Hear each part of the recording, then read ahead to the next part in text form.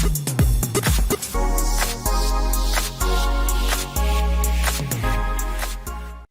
right, welcome everyone to Plant-Based Kidney Health. As always, I'm Dr. Sean Hashmi and my partner. Hi everyone, I'm Michelle Crossword. I'm a dietitian.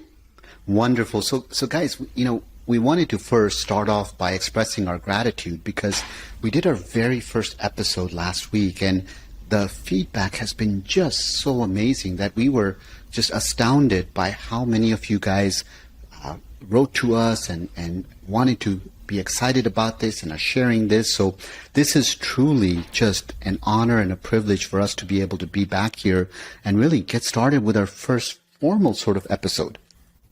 Yes, and be able to answer some questions that you guys have sent in and frequently asked. All right, so Michelle, I got my very first question I got to ask you. We heard a dog barking on our last episode, and that was all planned, but people want to know. Tell us about your dog. Yes, so that is Bruce. My Instagram family and friends know him pretty well. He's a Pit Bull Rhodesian Ridgeback mix, probably mixed with a lot of other things. He's a mutt, but anytime a package or anyone comes to the front door, he's a pretty good guard dog, usually until he realizes it's, Amazon or something and he thinks it's a bone or a toy or dog food for him. But yeah, so we might hear him chime in. The fun fact with Bruce is he loves vegetables.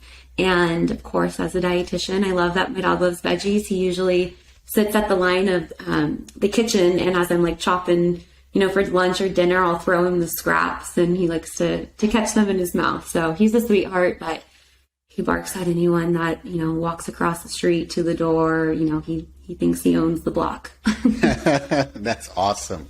My wife and I, we used to have a dog when we first got married, and then we actually have my in-laws. They took it because they had younger kids at that time, and it was something that they wanted to do. But yeah, his name is Jasper, and we get to see him a lot, pretty much like a few times a month, and it's awesome. But I now have two daughters, and they both love, well, no. That's not true. My older one loves cats and only cats. My younger one is obsessed with dogs, but my older one, everything she has is cats. In fact, when she's fighting in jiu-jitsu, and she's 9 now, but instead of saying hello to somebody, she always goes meow. And I have to tell you, it's the weirdest thing, and I don't know what to make of it. Maybe somebody who's a psychologist out there can guide me, but she is so obsessed with, there's those fluffy cat toys. There are so many on her bed. I've never seen a bed where you can't find a place to sleep because it's all just fluffy marshmallows. That's all it is. That's funny. That's cute though. I love that. Yeah, my dog Bruce does not like cats, so. My wife doesn't like cats. She's allergic to cats. So this makes it perfect. Yeah. So I know we gotta, go ahead, sorry. Oh, I was just going to say, I know we have some questions that people sent in, we plan to ask each other, and we wanted to choose initially, obviously we can't answer every single question. That's, the point of having multiple of these episodes, but questions that we both get asked frequently. And so we want to address them first, in this first kind of Q&A episode that we do. So I have the first question for you, Dr. Hashmi. No. I frequently get asked, and I'm sure you do, but people are curious, how do they lower their creatinine? How do they reduce the amount of protein leaking in the urine and ultimately raise their GFR or their glomerular filtration rate? That's an excellent question. So this is a really complicated question. So let me start to break down a few basics of this whole concept of creatinine, GFR, and what you need to know. So the first thing you need to know is we are not measuring kidney function directly. This is really, really important for people to understand.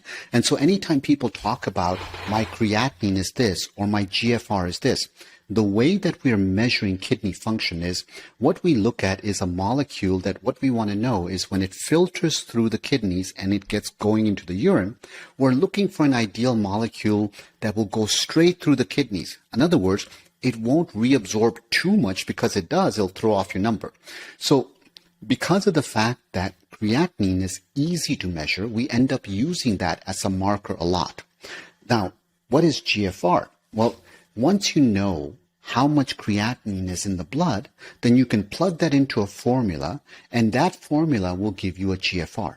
So that's the simplistic answer, but it gets more complex than that. Where does creatinine come from? This is really important because if you want to know how to manipulate your blood test, we'll explain exactly how. Creatinine comes from muscle. So imagine if I am, let's say I weigh 300 pounds and I'm all muscle. So my body fat is like 5%, I play football and all of that stuff. So when you do my blood test and you come back to me and you say, Dr. Hashmi, guess what? You have kidney disease because your creatinine is very high. Well, do I have kidney disease? Or is it because I have so much muscle that produces creatinine so it makes it look like it?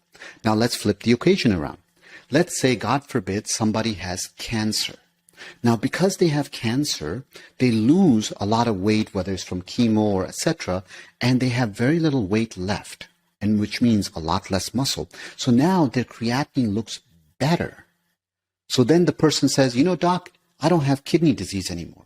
And my answer to them is, no, Mrs. Jones, you still have kidney disease. And because of the fact that you have very little muscle, we may have to use other ways to be more precise in measuring your kidney function. So when people go into simplistic things like, how do I lower my creatinine or how do I raise my GFR? So remember, higher the creatinine is a worse thing, right? That means lower the GFR. Lower the creatinine, that means higher the GFR. And before we even talk about more, let's define GFR. So how is GFR defined? So there's no such thing as 100% kidney function. We have stages of kidney disease. If you have a kidney function that's over 90, so that's just a general term. If you have a kidney function over 90 going on, that's considered to be essentially you're fine, normal, except if you're spilling protein in the urine. Because if you are spilling protein in the urine, that means you have kidney damage. Therefore, even though your GFR is above 90, you're stage 1 kidney disease. Same thing, the next stage is 60 to 90 on the GFR. Now, if you're above 60, for all intents and purposes, we're like, great, you're doing fine, we don't have to worry about it. Except if you have protein in the urine. In that case, you're stage 2. Stage 3 is going to be 30 to 60. Stage and 3 gets divided into 3A and 3B, but that's complicated. Don't worry about that. Then there's stage 4, which is 15 to 30, and stage 5 is less than 15. Where is dialysis? Dialysis in all of this is really when you start to get under 15. Just because you're 14, 13, 12, 11, 10 doesn't mean you need to start dialysis. That's a clinical decision your physician will make with you based on whether you have symptoms, whether we can't control your fluid level, whether we can't control your electrolytes. Now, knowing that is the basic definition. Let's come back and talk a little bit about how do you raise or lower your kidney function. In order to heal the kidneys, we know that kidney is really affected by inflammation. And most diseases, diabetes, high blood pressure, these are all diseases of inflammation in the body. So the true way to improve your kidney function for good is to stop putting in all of the bad stuff, is to look at whether we are controlling your protein in the urine. Remember, you have a barrier. It's this tight barrier. As you break it, you became these tiny holes in the kidney and protein leaks out. So if you're saying, how do I know, even though my creatinine went better, did my kidneys improve? Well, if your protein in the urine didn't improve, that means the damage is still being done. We need to control the protein in the urine. That's the first thing. If you just arbitrarily say, doc, I went to some doctor out there and he doubled my kidney function. He doubled my GFR. Well, doubling your GFR is not that difficult to do if you think about the tricks. What are the tricks? If you lose a lot of weight, it's a concentration issue. So what happens right before the test, instead of drinking coffee, or in my case, it's decaf, you drink a lot of water and you dilute out all of that blood electrolytes. So what happens? The concentration becomes diluted and it looks like your kidneys got better. But did they? No, you just drank a lot of water. So oftentimes I'll hear doctors say, Mrs. Jones, your kidney function looks worse. Why don't you drink some water right before the test? They drink some water before the test looks better, and the doctor forgets about it. But in essence, the question is why was the kidney number worse? Is it because something is happening that we just diluted the number and missed it?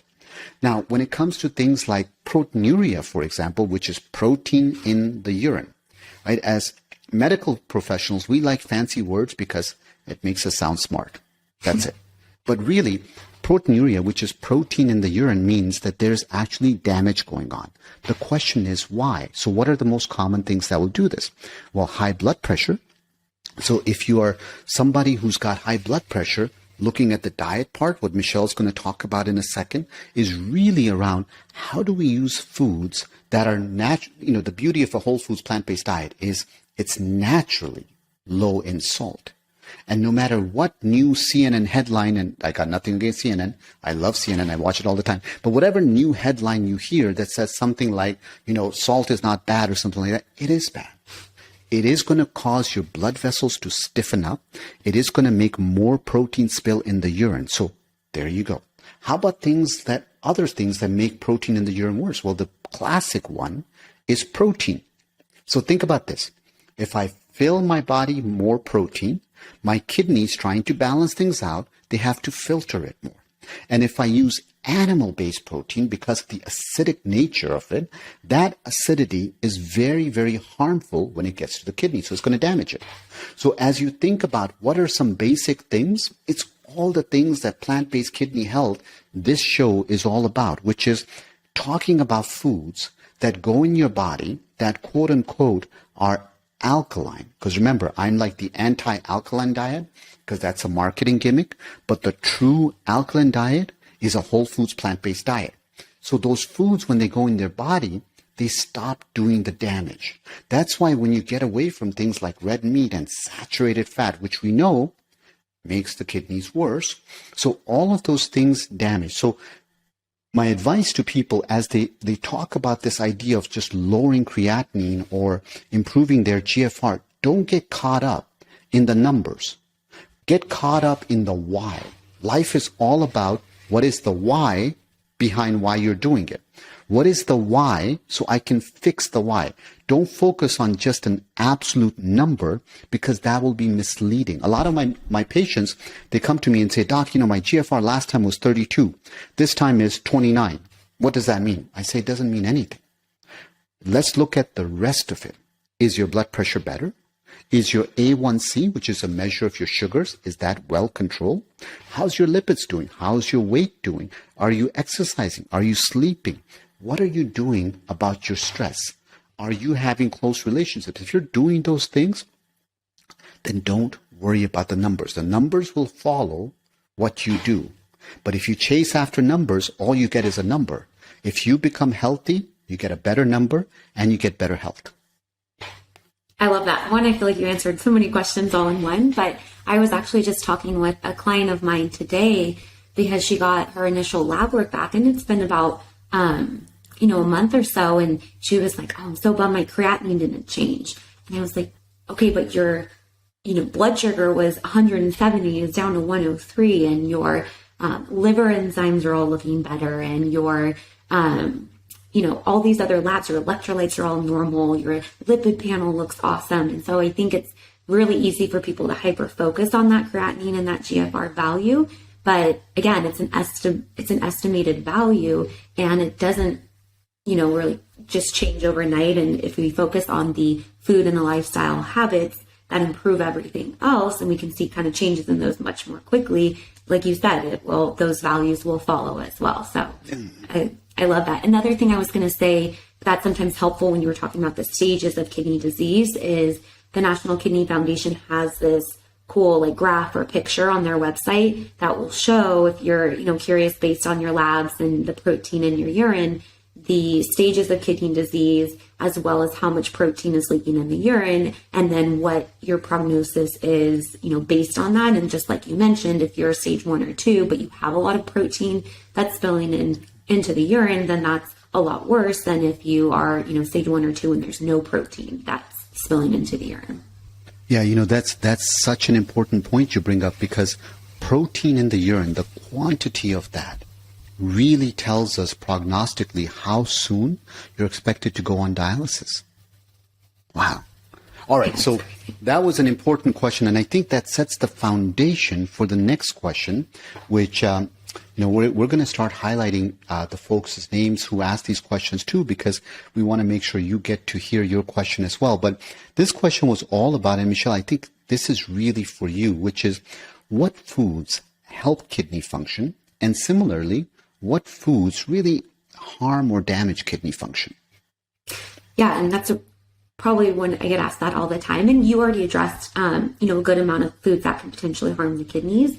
And if we're looking at, excessive protein intake, especially coming from those animal proteins, especially being high in saturated fat or highly processed, then those are foods that are impacting really how hard the kidneys have to work. They're having to, filter more, filter faster, or to filter out the extra waste and the toxins that's produced from the metabolism of that protein.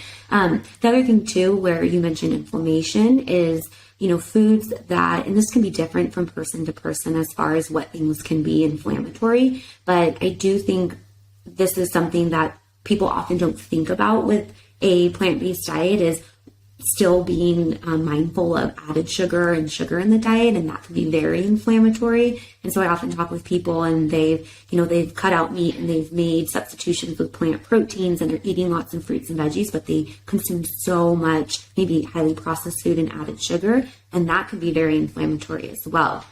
And then from a standpoint of foods that are helping and protecting our kidneys is, I'd say number 1 and 2 is going to be our vegetables and our fruit, and for many, many different reasons, but they are full of fiber, vitamins, minerals. They're, nutrient dense, not calorically dense. They, like you mentioned, they have a low potential renal acid load, and they are more alkaline. So we have this, fascination with alkaline water in our society, but really it's fruits and vegetables are helping to create a more alkaline environment for your body, which is helpful for your kidneys. So fruits and veggies, number one and two, and then just the other whole plant-based foods. And so we're looking at, whole grains and legumes and nuts and seeds. And as far as the portion and the quantity goes, again, we want more of the fruits and veggies, and then we want the plant protein sources and the whole grains to complement that. But especially what we see is when you are substituting these plant proteins, replacing, your red meat for a plant protein source, whether it's a bean, a lentil, tofu, edamame, something like that, that is helping to protect the kidneys. And it's usually lower in protein in and of itself, but there's also research on this, simply that it's a plant protein and the type of protein not coming from an animal source that doesn't cause the same hyperfiltration of the kidneys and is not causing the kidneys to work harder. So I'd say those, fruits, veggies, whole grains, legumes, nuts and seeds, but especially the fruits and veggies are very kidney protective. And even for people who do have a potassium restriction, there are tons and tons of lower potassium fruits and veggies and even legumes and nuts and seeds that can fit into a whole food plant-based or plant predominant diet. All right, so let me ask you and put you on the spot a little bit on some questions that I always get asked. And one is, okay, so when it comes to foods that are good or bad for kidney function, where does bacon fall? And the reason I ask is, as simple as that sounds, is, people are so convinced that of certain foods, and they're like, listen, no matter what happens, I can't give it up. So let's start with bacon. What's your take on bacon? There's Bruce going right now. I don't love to label things as good and bad. Right. It's one of those things, the dietitians are always getting this, like, I don't want to do that. But I'll label bacon as bad. It's a processed meat. It's not even just for kidney health. It's for heart health. It's for, colorectal cancer risk. So we can go into all different things, but I would not label, and even instead of good and bad, I like labeling things as, is it kidney protective or is it not? Because if it's protecting the kidneys, we want to eat it. if it, something might be a neutral food or something might be potentially causing harm, and I would put bacon in the list of potentially causing harm. And I think that's really, really important for people to understand. Now, if you're somebody who says, look, no matter what happens, I'm never going to give up bacon. We get that. And we're not asking you to go completely zero. But what we're talking about is knowing enough so you can make smart decisions for yourself. So this is not good versus evil. What it is how do we give you the best chance for a happy, healthy, successful life? Nobody can guarantee how long you're going to live, all that stuff. But what we can do is help you to make the best of the time that you have. So it's fascinating about bacon, right? Because, when it comes to, for example, the World Health Organization, it does label it as a known carcinogen. Now, red meat, on the other hand, is potentially causing cancer, but when it comes to bacon, it's a whole different story. Okay, so I wanted to ask that because there's a lot of folks who are so big into certain diets, for example, like the ketogenic diet, and they really feel that it's going to help them. So when somebody comes to you and they're talking about starting a diet, how do you work with people in terms of, figuring out what they ought to eat and how they ought to situate themselves?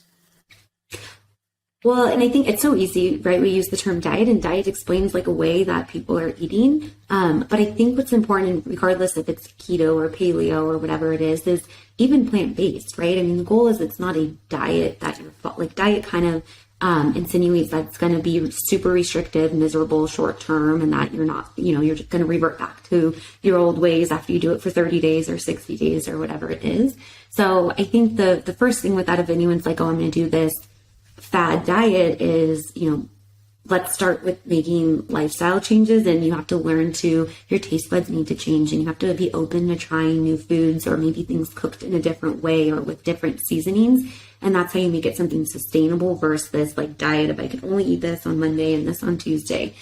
And then as far as like with keto goes, I think the thing too is that a lot of these fad diets, and especially with keto, I mean, there's people who have done like a plant-based or plant-predominant keto, and they do a modified type of keto, but the harm is in the, whether it's keto or whatever it is, it's when it's pretty close to a westernized diet, and it's so high in these, animal fats and animal products, and, that's where we really have problems just as much as when a diet is very high in highly refined carbohydrates and, or donuts and sweets and sodas and cookies. It's kind of that combination of the refined sugar and the processed food and the saturated fat. It's kind of like that's that double whammy of a lot, and that's linked with a lot of different diseases. So when someone comes to me and says, I want to start this diet, I usually try to say, look, let's just look at what you're currently eating,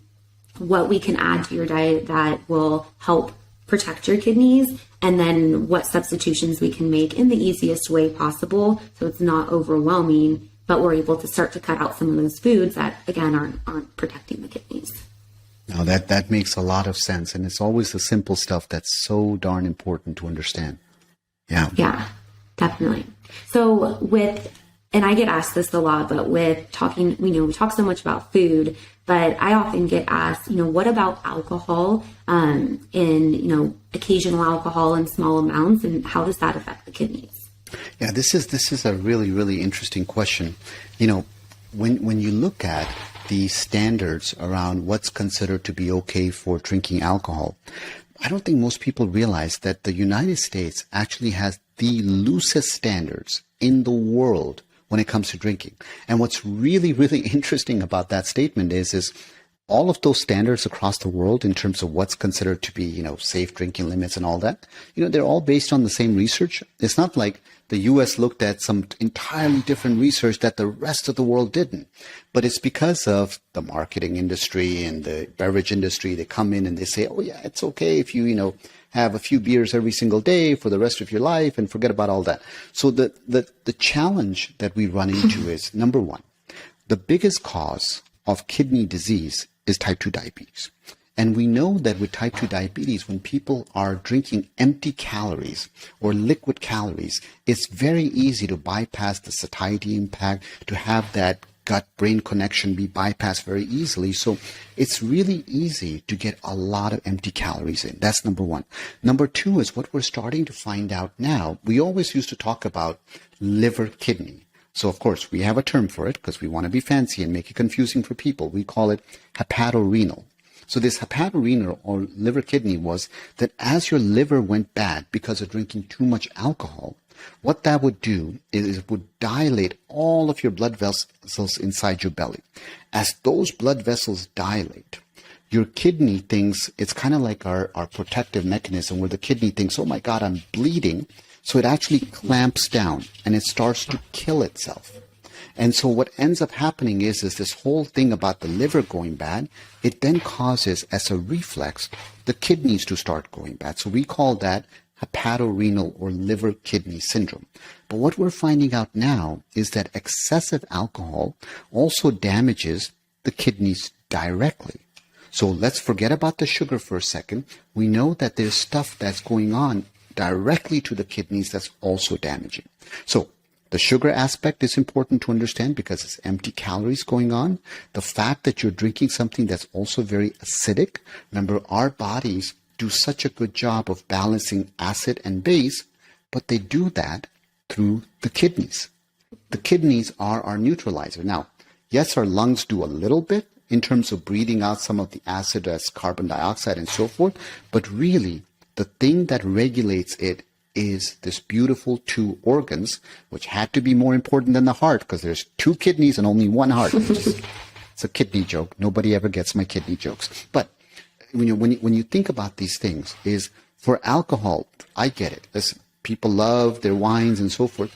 And if you're going to do that, drink it, but drink it responsibly. Look at the guidelines. We have lots of guidelines, and look at specifically the European guidelines because they're actually stricter than the American guidelines. Even though if you go to Europe, you'll see people drink a lot, but the guidelines that are there, I feel, are actually much better written than the US guidelines are around what's considered to be safe. And if you're somebody who drinks, one or two drinks a week, that's fine. By drinks, I mean just regular drinks. I'm not talking like drinks. So if you're drinking the whole bottle a week, we have issues and we should definitely talk. I love that. And I think that's the thing too is like you said, is what is the standard drink and knowing what you're drinking. So if you're having, if you're making, I don't know, like a triple cocktail or something, like that's actually 3 drinks. And, a 5-ounce pour of wine is one standard drink, but wine glasses are huge. So you might actually be having 2 or 3 glasses where you think you're having one. So just important to know what you're consuming. And typically it's not, if you don't drink currently, it's never recommended to start drinking. It's more if you're someone who does drink and you like occasional drinking, then how are you fitting that in so it's not, like you said, something that's in excess that's impacting both your kidneys and your liver. Yeah, what's interesting about the drinking part is there was a fascinating study that was done. It's the longest study that at least I know about. It was about 30 years. And what they were looking at was how do people perform on memory tests in people who drink different quantities. And so they started with people who don't drink, and then people were drinking, couple drinks and going up from there. And they define it as units. And I'll have the link for everybody if they're interested. But essentially what they found was that when it comes to things like memory, there was no safe drinking amount. So at the end of 30 years, when they started the study, they didn't even have MRIs back then. But when they finally got the MRI technology, they started doing MRIs on all the participants. And it was so fascinating. The more you drank, the smaller your hippocampus was. And it was very clear to see that distinction. And not only could you see that distinction, you could only see how much worse they would do on memory tests. So the take home there is alcohol, it impacts so many different parts of our body. If you're somebody, once again, who enjoys it socially and does that, there isn't any issues.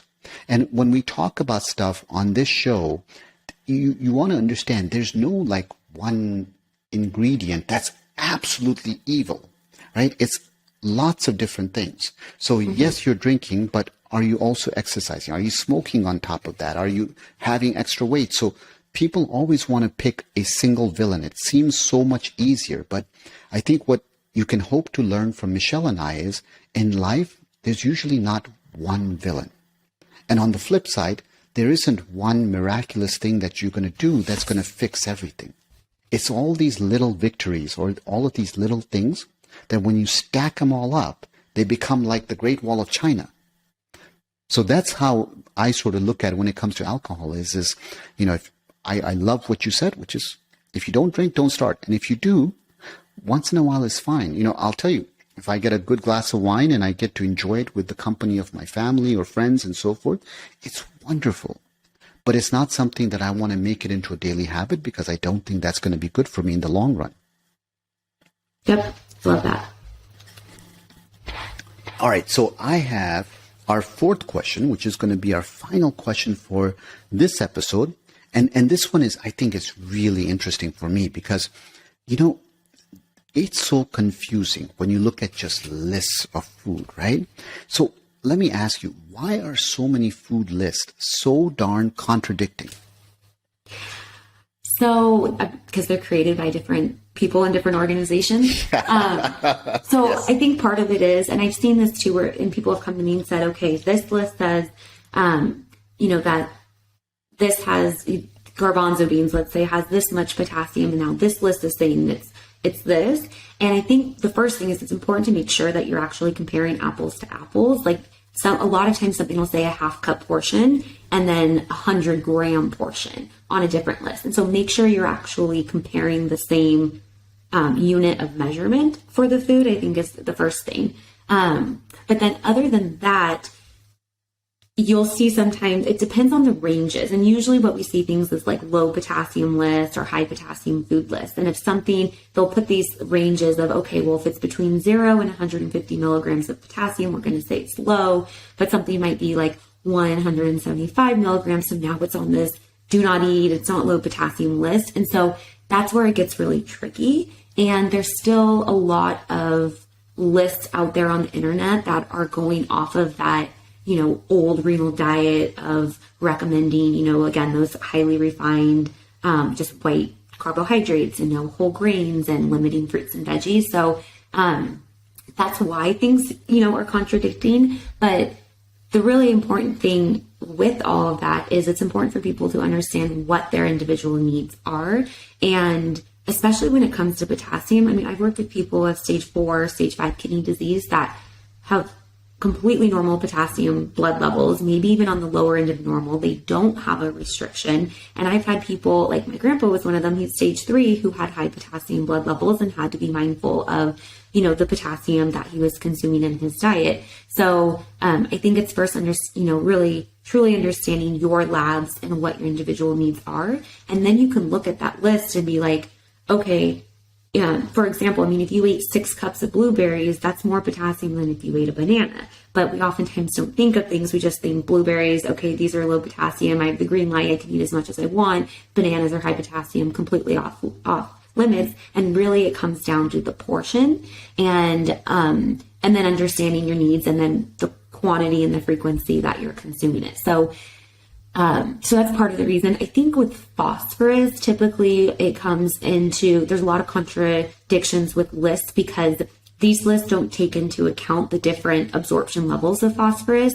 So the phosphorus coming from food additives or phosphorus additives, we're absorbing, 90, 100% of that. Phosphorus coming from our animal products, we're absorbing more. And then the plant phosphorus, our whole grains, our legumes, our nuts and seeds, we're really only absorbing anywhere from 30 to 50% of that phosphorus. And so, yes, maybe it has 200 milligrams of phosphorus, but you're not absorbing as much of that as if you had that amount of phosphorus coming from meat or dairy or eggs or a Coke, for example. And so that's the hard part with phosphorus and food lists. But I think overall it's important to not become overwhelmed. Try to look at, sites and sources that are reputable. And then it's just taking that information and seeing, okay, if this is a high potassium food and I need a low potassium diet, well, then if I want to include it, what portion could I safely consume that? And then talking with your physician, but ideally a renal dietitian to help you in doing that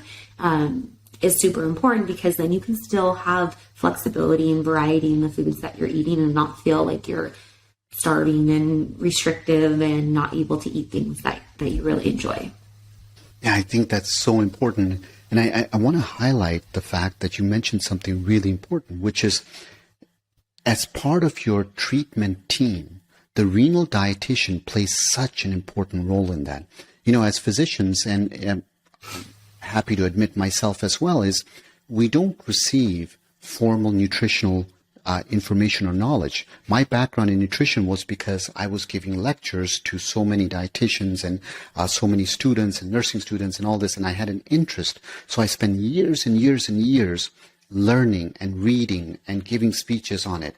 But for the majority of doctors that are out there, they don't have that information. So as you think about your team, you got to have all of those right people, right? So you want your physician to be knowledgeable about kidneys, but also to understand how kidneys interact with the rest of the body. You want to find yourself a qualified dietitian who understands your particular needs, because, you know, one of the things that we forget is it's easy for us to preach, but we forget food is not just medicine. Food is culture. And there may be certain things that you say, you know, doc, or, you know, in the case of Michelle, they may go to Michelle and say, look, I can't give this one thing up because my family loves it, because all my memories, all of those times are at that table where we're having this. And then what we try to do is we look at ways that maybe we just need to reduce it. Maybe we leave it alone, but there's so many other opportunities that we can cut back, and at the end of the day, we still get you the same result. So I appreciate you bringing that up. Yeah, and I think that's really important what you said is, you know, my goal in working with my clients is not to be this food dictator and you can't eat this and you have to eat this.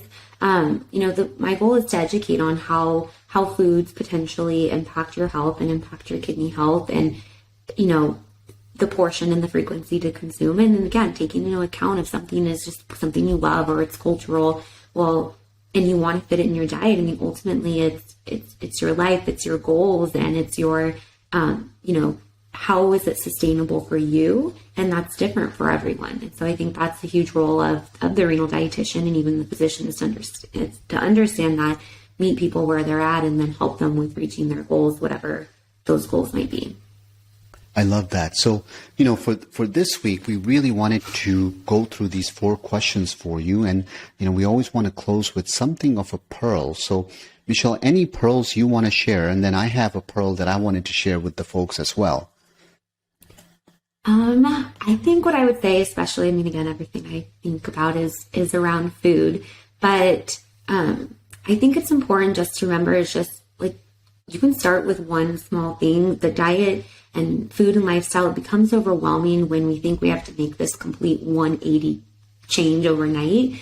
And so, again, it's just pick one thing, and it doesn't have to even be food related. I mean, how much you sleep and your stress and your relationships with other people, all these things that we talk about are just as important as what you're eating. And so within the realm of all of those things, just pick one thing and focus on it for 1 week. You know, maybe it's just getting outside and getting sunshine or a walk.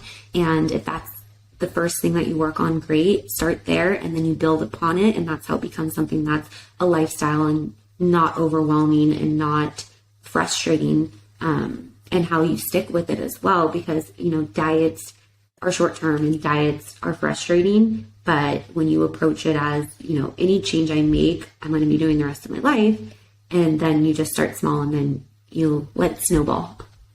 I love that. I love that. And I'll add to that by saying that as you think about, you know, so we are plant-based kidney health.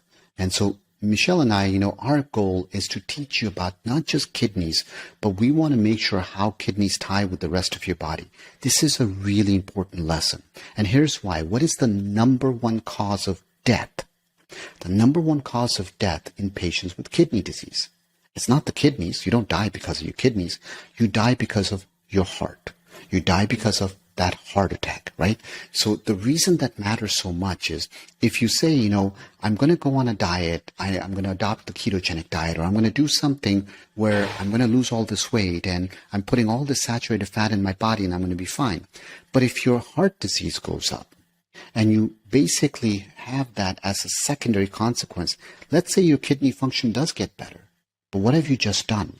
You have damaged the other portion. So as you think about your lifestyle, think of your entire body head to toe, and whatever advice you're getting around kidneys, it should match the advice to a certain extent around your heart, around your brain, around the rest of who you are, around your soul. And if you look at it from that perspective, there's that, for lack of a word, it's got to pass the BS test. And in other words, it's got to be able to pass this concept of, does it make logical sense? Is it making me better as a whole? And so what we're talking about here, as we talk about things like why plants are good, they're not just good for your kidneys. They're good for your brain. They're good for your heart. They're good for your lungs. They're good for your GI tract. They're good for having healthy muscles and increasing exercise capacity. There are so many things that they help you. And that's where the message here is everything you hear should, one, make logical sense. And then two, there should be validated evidence behind it. So Michelle and I have nothing here that we're trying to sell or gain from. What we want to do is make this so that you guys get help from this and it improves your lives. So with that, I think we're coming to a close on this episode today. So really, guys, we are so grateful for your support. We would love it if you would hit that subscribe button. We would love to hear from you guys. So please hit those comments. Let us know. And what are your questions? plantbasedkidneyhealth@gmail.com, plantbasedkidneyhealth@gmail.com. Please tell us what your questions are. We keep track of every question. No matter how many questions we get, we're going to have them on these episodes. If there's guests that you feel like are really pioneers in the field or doing great work, tell us. We want to bring them on the show. Michelle, anything else to add to close? No, that's it. Thank you guys for listening in. And again, submit your questions. We obviously love to answer them. We love to talk about kidney health and nutrition and lifestyle and exercise and all of that. So there's no, bad or good question. We get asked a lot of similar types of questions. So we're excited to be able to answer them for you guys.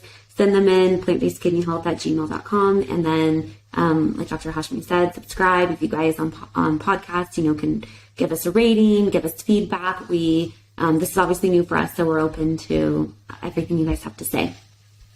And with that, I'm Sean Hashmi, MD, Michelle Crossmer, RD. And remember, I'm still fixated on that MD-RD joke. So I'll sign out with MD-RD signing off. Thanks, everyone. Thanks, guys.